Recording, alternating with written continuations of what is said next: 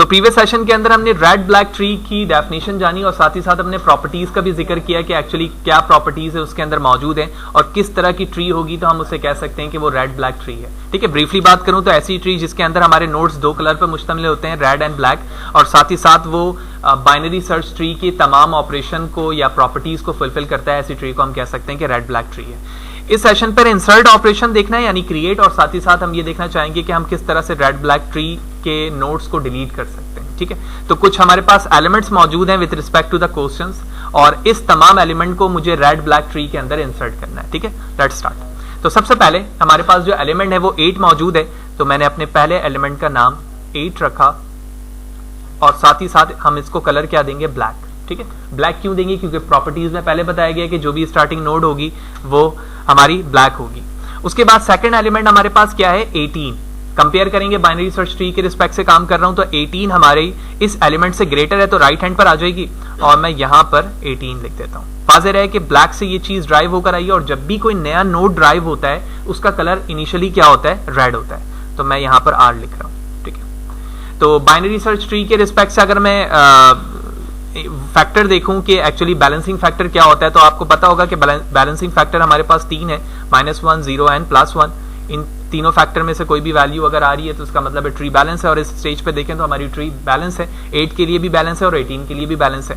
तीसरी वैल्यू 5 है, 5 को अगर मैं इंसर्ट करवाना चाहूं तो 8 से ये लेस देन है तो इसके लेफ्ट साइड पर आ जाएगा और अब जो नोड बनेगा वो 5 के लिए बनेगा। बैलेंसिंग फैक्टर देखेंगे 0, 0 एंड 0, इसका भी कलर क्या हो जाएगा, रेड हो जाएगा। ठीक है, क्योंकि ये इससे ड्राइव होकर इसके चाइल्ड बन रहे हैं। चौथी वैल्यू पे जाएंगे 15 को कंपेयर करूंगा, 8 से ग्रेटर है, 18 से कंपेयर करूंगा, 18 से लेस है, राइट हैंड पर आ जाएगी और जैसे ही नई वैल्यू को मैंने इंसर्ट करवाया इसका कलर भी दोबारा से क्या हो गया, रेड हो गया। ठीक है, मैं मार्कर का कलर चेंज कर लेता हूं, बात समझ में आया। देखो ये भी रेड है, ठीक है, और साथ ही साथ ये भी रेड है। क्यों, क्योंकि ये दोनों वैल्यू इंसर्टेड है और डेफिनेशन के रिस्पेक्ट से बताया गया है कि ब्लैक से रेड भी ड्राइव हो सकता है और खुद ब्लैक भी हो सकता है, लेकिन रेड से ब्लैक नहीं, रेड से रेड नहीं हो सकता। ठीक है, तो लिहाजा इस चीज को हैंडल करने के लिए हमें यहां पर देखना होगा कि एक्चुअली ये चीज ओवरकम किस तरह से हो सकती है।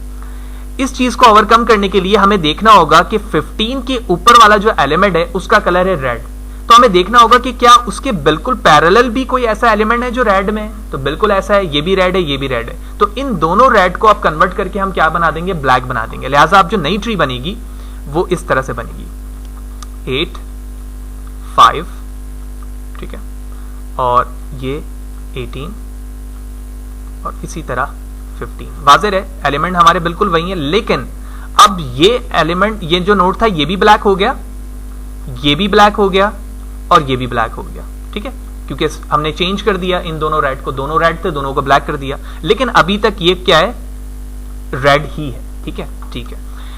बैलेंसिंग फैक्टर देखेंगे, ओके, बैलेंसिंग फैक्टर 1, -2, -1 आ जाएगा, यहां से देखें तो 1 आ जाएगा और इसको देखें तो 0 आ जाएगा, बैलेंसिंग फैक्टर भी ओके। 17 को इंसर्ट करवाता हूं, 17 कैंसिल किया, 8 से बड़ा है, 18 से लेस देन है, 15 से भी वैल्यू बड़ी है, तो राइट हैंड पर आ जाएगी। 17 को यहां पर मैंने जैसे ऐड किया इसका कलर भी क्या होना चाहिए, रेड होना चाहिए, लेकिन जैसे ही मैंने रेड किया सबसे पहला फैक्टर अगर देखूं तो रेड के साथ रेड आया, लेकिन साथ ही साथ अगर मैं बैलेंसिंग फैक्टर को चेक करूं तो ये वो एरिया है जिसमें बैलेंसिंग फैक्टर आउट हो गया। अगर मैं 18 के लेफ्ट साइड पे देखूं तो 2 एलिमेंट है और राइट पे देखूं तो 0 है, तो 2 - 0 बराबर हो गया 2 के और बैलेंसिंग फैक्टर आउट हो गई। तो हमें सबसे पहले बैलेंस करने की जरूरत है। जब मैं बैलेंस करूंगा तो आप खुद देखोगे जो नीचे 2 रेड आ रहे थे ना, जो एक ही पाथ पे थे, वो अलग अलग पाथ पे चले जाएंगे। कैसे, देखो इस ट्री को अगर मैं हैंडल करूं तो ये है हमारा लेफ्ट और ये है राइट। ठीक है, हमें पता है लेफ्ट राइट या फिर राइट लेफ्ट रोटेशन के अंदर 2 स्टेप्स किए जाते हैं। मैं अगर इन दोनों स्टेप को शॉर्टली करूं तो डायरेक्टली मैं एक मिड वैल्यू मालूम कर लेता हूं। 18, 15 और 17 में 17 वो वैल्यू है जो मिड है। ठीक है, लिहाजा अब जो नई ट्री बनेगी इस रिस्पेक्ट से, तो 8 अपनी जगह रहा, 5 मिड वैल्यू यहां पर लेकर आऊंगा 17 से बड़ी वैल्यू कौन सी है, 18 यहां पर लिख दिया और जो छोटी वैल्यू है 15 वो यहां पर आ गई। ठीक है, वाज़ेह है जो 17 की जगह जिस वैल्यू ने ली है वो 18 थी और 18 ओरिजिनली 18 का कलर क्या था, ब्लैक था, तो मैं कह सकता हूं 17 का कलर खुद ब खुद क्या हो गया होगा, ब्लैक। ये ऑलरेडी ब्लैक है, ये भी ऑलरेडी ब्लैक है और अब जो नीचे 2 वैल्यू आई है वो R की जगह पर आई है, तो ये क्या हो गया, R, ये भी R। ना सिर्फ हमारी ट्री बैलेंस हुई बल्कि साथ ही साथ उन प्रॉपर्टीज के रिस्पेक्ट से हमारी ट्री भी बैलेंस फॉर्म पर मौजूद है with respect to the red black and as well as binary search tree.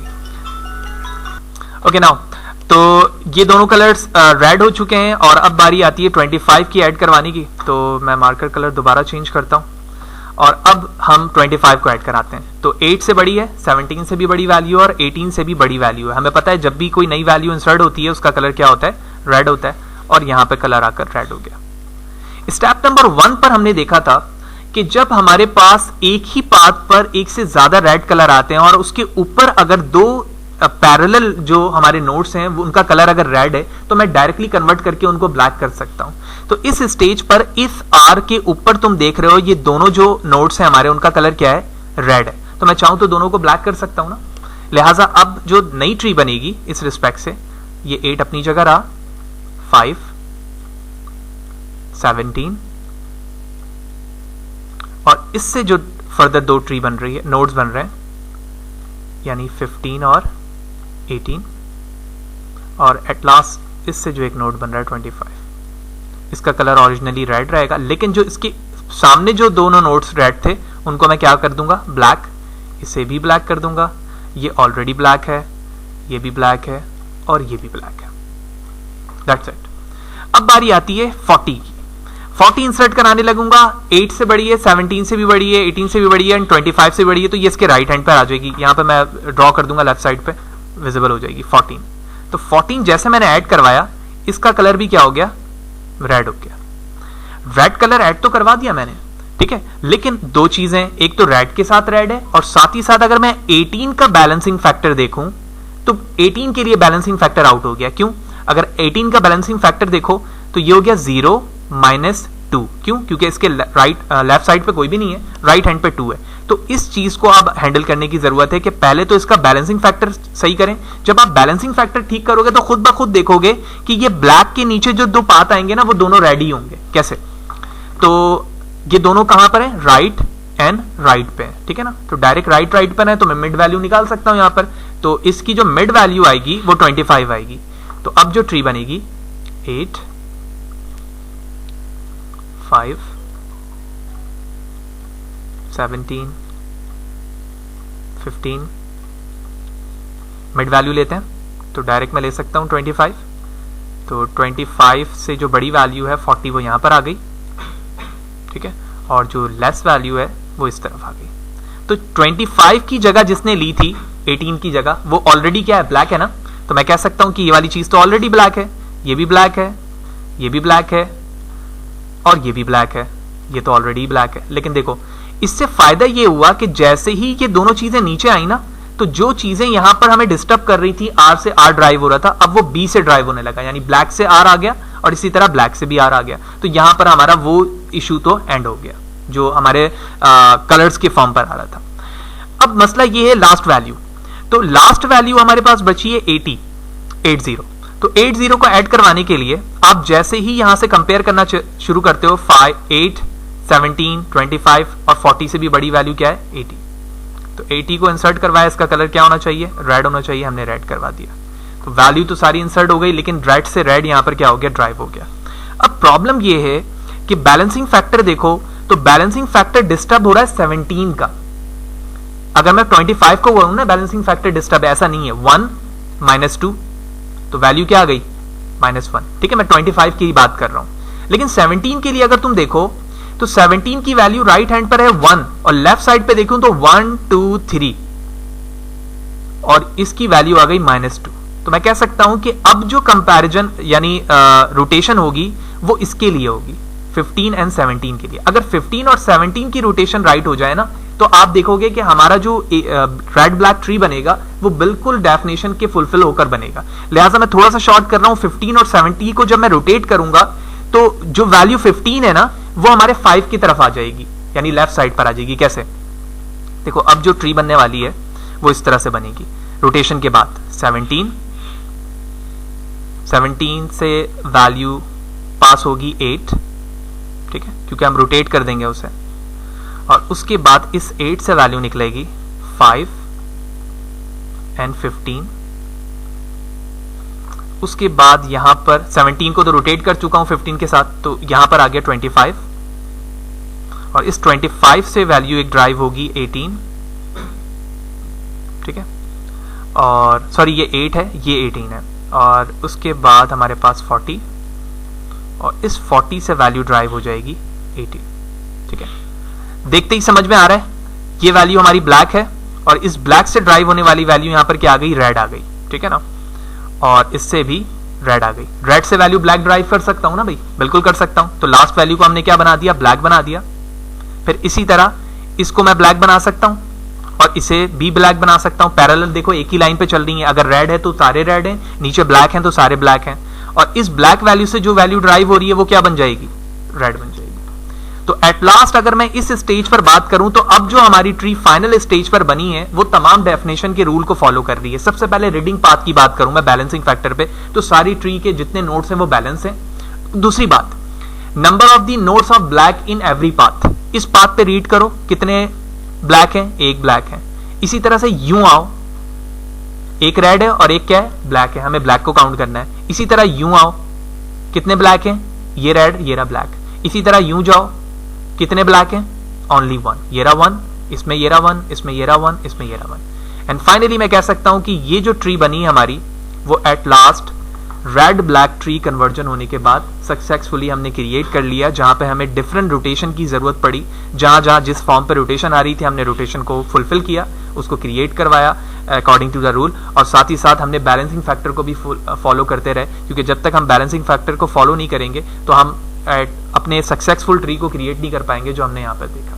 तो अब इसी ट्री को मैं नेक्स्ट स्लाइड पे प्लॉट करता हूं, उसके बाद हम बताते हैं कि हम किस तरह से इसके अंदर रहते हुए उन्हीं 3 मेथड्स के जरिए से डिलीट कर सकते हैं, जिस तरह से हम बाइनरी सर्च ट्री के अंदर किया करते थे। ओके, जो ट्री हमने सक्सेसफुली क्रिएट की थी वो डिलीट वाले हमने स्लाइड पर ड्रॉ कर ली है, और अब हमें समझना है कि हम किस तरह से ये डिलीट ऑपरेशन परफॉर्म करते हैं। एज वी नो कि जिस तरह से हम बाइनरी सर्च ट्री या ईवीएल ट्री के अंदर डिलीट कर रहे होते हैं, बिल्कुल वही ऑपरेशन है। अगर हमें एक ऐसे नोड को मैं डिलीट करना चाहता हूं जिसके फर्दर कोई भी चाइल्ड नहीं है, तो इसका मतलब है वो 0 चाइल्ड पर है। इसी तरह एक ऐसे नोड को डिलीट करना चाह रहा हूं जिसके एक चाइल्ड है, और इसी तरह एक ऐसे ट्री को डिलीट करना चाह रहा हूं जिसके 2 नोड हैं, तो तीनों के अलग अलग तरीके होंगे। सबसे पहले 0 वाले को देखते हैं। फॉर एग्जाम्पल मैं यहां से डिलीट करना चाह रहा हूं इस एलिमेंट पे 18 को, ठीक है ना। तो अगर मैं 18 की बात करूं जो कि ब्लैक है इस वक्त, अगर मैं 18 को डिलीट कर दूंगा तो इसका इंपैक्ट किसी पे भी पड़ने वाला नहीं है। क्यों? क्योंकि इससे फर्दर कोई भी नीचे जो है नोड्स मौजूद नहीं है, तो मैं डायरेक्टली इसको क्या कर सकता हूं, डिलीट कर सकता हूं, ठीक है। इसी तरह कोई ऐसा नोड है जिससे एक वैल्यू ड्राइव हो रही है, ठीक है। आप यहां पे देख रहे हो 40 और 80 के दरमियान यही रिलेशन है, एक वैल्यू ड्राइव हो रही है ना। तो एक वैल्यू ड्राइव करते वक्त हमें क्या करना होगा, स्वाइप करना होगा वैल्यू को। कैसे? जो अब नई ट्री बनेगी डिलीट होने के बाद, वो 40 की जगह पर क्या कौन सी वैल्यू आ जाएगी, 80, ठीक है। यानी अगर मैं 40 को डिलीट करना चाह रहा हूं जिससे एक वैल्यू फर्दर ड्राइव हुई हुई है, तो नीचे वाली वैल्यू स्वाइप होकर ऊपर की तरफ आ जाएगी, और जैसे ही ऊपर वाली वैल्यू नीचे जाएगी तो हम उसको आसानी के साथ डिलीट कर लेंगे। यही वजह है कि मैं यहां पर स्वाइप का वर्ड इस्तेमाल कर रहा हूं। उसके बाद कॉन्सेप्ट आता है 2 चाइल्ड का। 2 चाइल्ड का कॉन्सेप्ट थोड़ा सा ट्रिकी है, वही है लेकिन जैसे हम पहले डिस्कस करके आ गए। फॉर एग्जाम्पल यहां से मैं 17 को डिलीट करना चाहता हूं। आप जानते हैं कि 17 एक रूट एलिमेंट है, और रूट एलिमेंट के पास जो है ये एक पूरा एरिया है जिसको हम कहते हैं लेफ्ट सब ट्री, और इसी तरह एक है राइट सब ट्री, ठीक है। तो ये 2 ट्री इसके साथ अटैच्ड हुए हैं। तो पहला मेथड ये कहता है सेकंड 2 चाइल्ड पर कि जो आपके पास लेफ्ट सब ट्री है ना, उसमें से मैक्सिमम वैल्यू को उससे स्वाइप कर दो। तो मैक्सिमम वैल्यू को अगर मैं स्वाइप करूंगा तो मैक्सिमम वैल्यू यहां पर क्या है, इस जगह पर 15 है, तो 15 17 की जगह आ जाएगा और 17 15 की जगह आ जाएगा। कैसे? देखो, तो अब जो ट्री बनेगी 15 8 और 5, और इस जगह कौन सी वैल्यू आ जाएगी, 17। देखो बाकी तो मैं ऐसे इग्नोर कर रहा हूं, ये वाली चीज तो बिल्कुल सेम रहेगी ना। तो अब फायदा ये हुआ कि जिस एलिमेंट को मुझे डिलीट करना था वो नीचे आ गया। तो नीचे जैसे आया तो यही डेफिनेशन वापस आ गई ना, कि जिसके कोई भी फर्दर चाइल्ड नहीं होते तो हम उसको डायरेक्टली क्या कर लेते हैं, डिलीट कर लेते हैं। तो मैं 17 को डायरेक्टली डिलीट कर सकता हूं, कोई इशू नहीं है। इसी डेफिनेशन को रिवर्स करो राइट सब ट्री में। राइट सब ट्री में हम देखेंगे कि सबसे जो छोटी वैल्यू है, लीस्ट वैल्यू है, उसको एक्सचेंज करेंगे। तो 25 40 और 80 एंड 18 में सबसे लीस्ट छोटी वैल्यू क्या है, 18। 18 को रिवर्स कर स्वाइप कर दूंगा इससे, तो अब जो नई ट्री बनेगी वो होगी 18। लेफ्ट साइड पे तो ट्री बिल्कुल वही होगी जो ऑलरेडी यहां पर मौजूद है। राइट पे चेंजेस किस तरह से होंगी, 25 40, 80 और ये जो एरिया है यहां पर क्या आ जाएगा 70। तो इसके नीचे कोई भी चाइल्ड नहीं है, मैं डायरेक्टली इसको डिलीट कर सकता हूं। That's it for deletion. तो इस तरह से हमने दो बेसिक ऑपरेशन देखे कि एक्चुअली क्रिएट और डिलीट किस तरह से रेड ब्लैक ट्री के अंदर किया जाता है। ऑल्दो अगर सर्चिंग की बात करें तो सर्चिंग तो बिल्कुल वैसे ही है जो बाइनरी सर्च के अंदर होता है। वैल्यू सबसे पहले रूट से कंपेयर होगी, जो कि हम जानते भी कि log n यहाँ पर मौजूद है क्योंकि बाइनरी का कॉन्सेप्ट मौजूद है। अगर मैं फॉर एग्जांपल 15 सर्च कर रहा हूँ तो 15 से 17 रूट एलिमेंट से कंपेयर होगा कि वो वैल्यू उससे छोटी है या बड़ी है। छोटी है तो लेफ्ट साइड पे जाएंगे, फिर 8 पर जाकर हम कंपेयर करेंगे कि जो सर्च कर रहे हैं वो इससे बड़ी है छोटी है, तो बड़ी है राइट हैंड पे चले जाएंगे। तो 15 को सर्च करने के लिए सिर्फ दो कंपैरिजन रिक्वायर्ड हुआ हमें, एक ये और एक ये, और उसके बाद हमने अपनी वैल्यू को सर्च कर लिया। तो इस तरह से हमने इस सेशन पे देखा कि एक्चुअली एक सिस्टमैटिकली तरीके से रेड ब्लैक ट्री के अंदर वैल्यू किस तरह से इंसर्ट होती है और इंसर्ट करने का तरीका क्या है, और उसके बाद हमने वो तमाम रूल्स को भी फॉलो किया जो प्रीवियस सेशन पे डेफिनेशन पे बताया गया था कि तमाम पाथ के अंदर नंबर ऑफ दी जो ब्लैक नोड्स है उनकी सेम होगी, और तमाम दूसरी जो प्रॉपर्टीज थी सर्च बाइनरी सर्च ट्री की वो भी यहाँ पर हमने देखा, और साथ ही साथ उसमें डिलीट या फिर सर्च का ऑपरेशन कैसे किया जा सकता है वो भी हमने यहाँ पर देखा।